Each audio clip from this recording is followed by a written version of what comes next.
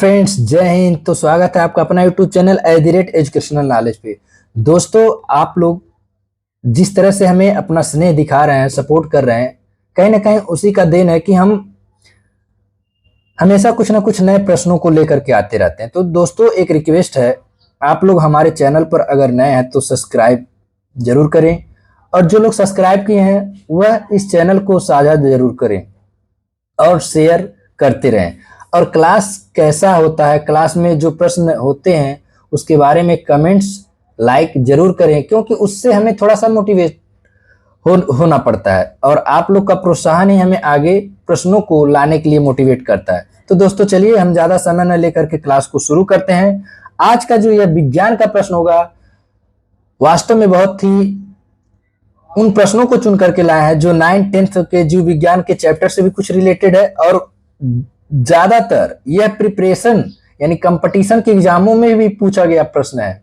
तो चलिए शुरू करते हैं आज का हमारा क्या प्रश्न है, और आप लोग खुद ही समझ जाएंगे प्रश्न को देख करके कि इसका क्या लेवल है। पहला हमारा प्रश्न है, पर्णहरित में उपस्थित मुख्य धातु है मैग्नीशियम। यानी पर्णहरित में जो उपस्थित धातु होता है वह क्या होता है? मैग्नीशियम होता है। वायुमंडल में ऑक्सीजन की मात्रा संतुलित होती है किसके कारण? प्रकाश संश्लेषण के द्वारा। देखिए, प्रकाश संश्लेषण क्या होता है? जब सूर्य की किरणें पौधों पर आती हैं तो पौधे उस समय, यानी जो सूर्य की लालिमा होती उस समय पौधे अपना भोजन बनाते हैं। तो उस भोजन के बनाने की प्रक्रिया को हम क्या कहते हैं? प्रकाश संश्लेषण कहते हैं। प्रकाश संश्लेषण के लिए आवश्यक है CO2 कार्बन डाइऑक्साइड, जल, क्लोरोफिल और सूर्य का प्रकाश। यानी उनको अपना भोजन बनाने के लिए इन सारे तत्वों की जरूरत है, और वह जब भोजन बनाते हैं तो उस क्रिया को हम क्या कहते हैं? प्रकाश संश्लेषण कहते हैं। उम्मीद करते हैं दोस्तों कि प्रश्न आप लोग को स्पष्ट समझ में आ रहे होंगे। प्रकाश संश्लेषण की क्रिया सबसे अधिक होती है लाल रंग के प्रकाश में। कहां होती है? लाल रंग के प्रकाश में, यानी सूर्य की लालिमा में।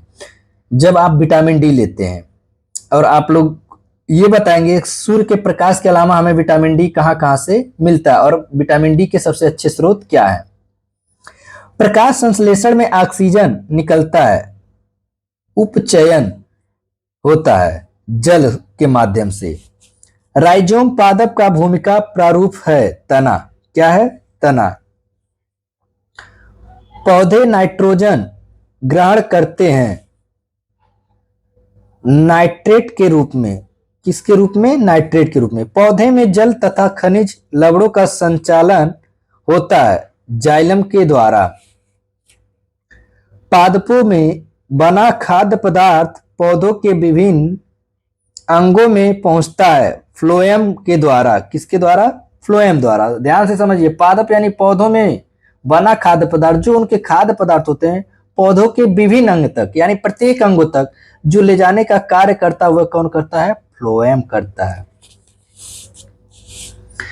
वह यंत्र जिसके द्वारा तने की वृद्धि दर नापी जाती है वह है, क्या है? आक्जेनोमीटर।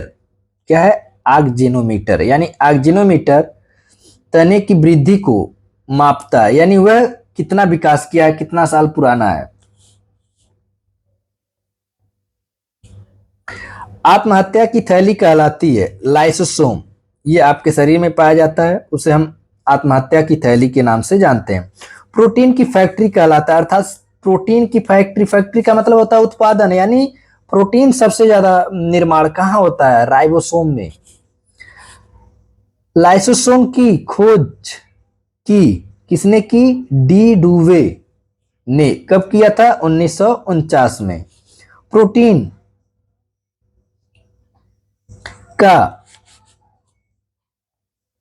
प्रोटीन की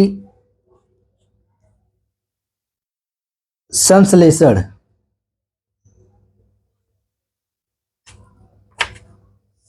होता है कहां? राइबोसोम द्वारा। कहां होता है? राइबोसोम द्वारा। डीएनए का खोज किया था किसने किया था? वाटसन और क्रिक ने। डीएनए संश्लेषण का प्रतिपादन किया कार्नबर्ग ने। ये नाम आप लोग दोस्तों बहुत ध्यान से सुनिएगा और बहुत ध्यान से याद रखिएगा, क्योंकि बहुत ज्यादा कंफ्यूजन रहता है, क्योंकि ये नाम हमारे नामों जैसे सिंपल नहीं होते हैं। डीएनए और आरएनए है न्यूक्लिक अम्ल है। क्या है ये? न्यूक्लिक अम्ल। डीएनए के क्रियात्मक खंड को कहते हैं जीन। क्या कहते हैं? जीन कहते हैं। सर्वप्रथम प्रयोगशाला में जीन का संश्लेषण किया था। किसने किया था? हरगोविंद खुराना ने। तो दोस्तों आप लोग को ये क्वेश्चंस के लेवल को देख करके समझ में आ गया होगा कि क्वेश्चंस किस टाइप ढूंढ करके बनाया गया है। अगला जो हमारा प्रश्न है, पृथकता। पृथकता का मतलब होता है पिता के मतलब बारे में अगर जानना हो, सिद्ध करने में सहायक है तो डीएनए और फिंगरप्रिंट टेस्ट से। तो इससे ये पता चलता है कि वह किस वंश के हैं या किसके जड़ से हुए हैं। मधुमेह रोग होता है इंसुलिन की कमी से, यानी मधुमेह रोग किसके कारण होता है? इंसुलिन की कमी से। अब आप लोग बताएंगे कि इंसुलिन का निष्कासन कहां से होता है? इंसुलिन की खोज की वेटिंग एवं वेस्ट ने। इंसुलिन शरीर में बनती है अग्न्याशय द्वारा। कहाँ बनता है? अग्न्याशय द्वारा। आप लोग कमेंट्स में इसको छोड़ देंगे, अभी हम एक और क्वेश्चन देंगे। बानक्राइटिस एक रोग है श्वास नली का। यह रोग किसका है? श्वास नली का। पेप्सिन का एक उदाहरण है एंजाइम। दूध में नहीं पाया जाने वाला विटामिन है विटामिन सी। आप लोग बताएंगे विटामिन सी का सबसे अच्छा स्रोत क्या है और विटामिन सी की कमी से होने वाला रोग कौन कौन है? प्लाज्मोडियम परजीवी है मलेरिया रोग का, यानी ये क्या है? एक परजीवी है। मलेरिया रोग में प्रभावित अंग होता है प्लीहा, यानी तिल्ली। यह सबसे ज्यादा इस रोग में क्या प्रभावित होता है? प्लीहा होता है। मलेरिया रोग का वाहक है मादा एनोफ्लीज मच्छर, यानी जो भी बीमारियां फैलती हैं वाहक के माध्यम से उसमें सारा मादा ही होती हैं, यानी सारे मच्छरों के काटने से मलेरिया नहीं होता है। कौन से मच्छर होते हैं? मादा एनोफ्लीज। मानव मूत्र में उत्सर्जित होता है क्या? Vitamin C. अब आप लोग बताएंगे विटामिन सी के अलावा और भी क्या चीजें उत्सर्जित होती हैं और उनके मूत्र से गंध किस कारण आता है? मूत्र अम्ली का पीएच मान होता है 6 या 6.6 माना जाता है। आप लोग बताएंगे कि रक्त का पीएच मान क्या होता है और लार का पीएच मान क्या होता है? मेढक के हृदय में होते हैं 3 भाग। कितने भाग होते हैं? 3 भाग होते हैं। मनुष्य के हृदय में कितने प्रकोष्ठ होते हैं? 4। कितने प्रकोष्ठ होते हैं? 4।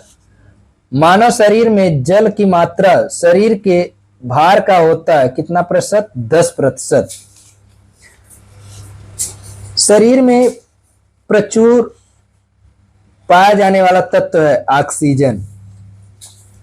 मनुष्य के शरीर में जल होता है 65 से 80%। मानव शरीर का सामान्य ताप होता है 98.6 फ़ारेनहाइट या 37 डिग्री सेल्सियस या 310 केल्विन होता है। तो ये 3 अलग अलग इकाइयों में हम बताए हैं। तो हमारे जो बुखार मापे जाते हैं वह फ़ारेनहाइट में ही, यानी 98.6 फ़ारेनहाइट से अगर अधिक है तो हमारे शरीर का तापमान अधिक रहता है, अर्थात हमें बुखार है। मनुष्यों में मेरुदंड में कितनी जोड़ी तंत्रिका निकलती है? 33 जोड़ी। गुणसूत्र क्रोमोसोम की खोज किया था किसने? वाल्डेयर ने की थी। आप लोग बताएंगे कि मनुष्यों में कितने गुणसूत्र पाए जाते हैं? गुणसूत्रों का निर्माण होता है क्रोमेटिन नामक पदार्थ से। जीवन की सबसे छोटी रचनात्मक एवं कार्यात्मक इकाई होती है कोशिका, यानी ये शरीर की सबसे छोटी इकाई, सबसे छोटी जीवित कोशिका है माइकोप्लाज्मा। शरीर की सबसे लंबी कोशिका है तंत्रिका तंत्र। तंत्रिका तंत्र की रचनात्मक तथा क्रियात्मक इकाई है न्यूरॉन। कोशिका शब्द का निर्माण किसने किया? रॉबर्ट हुक ने। कोशिका का आनुवांशिक पदार्थ है डीएनए। अमरूद, अंगूर, शरीफा, टमाटर के खाने योग्य भाग होता है, उसे हम फल भीत कहते हैं। आम, पपीता तथा बेर के खाने योग्य भाग हैं मध्य फल भित्ति। फूलगोभी का खाने योग्य भाग है पुष्पक्रम। हल्दी में पीला रंग का कारण है कुरकुमिन। टमाटर में लाल रंग का कारण है लाइकोपीन। आप लोग बताएंगे कि गाय का दूध किन तत्वों के कारण पीला होता है। तो दोस्तों ये क्लास कैसा रहा, आप लोग लाइक कमेंट्स करना ना भूलें। धन्यवाद।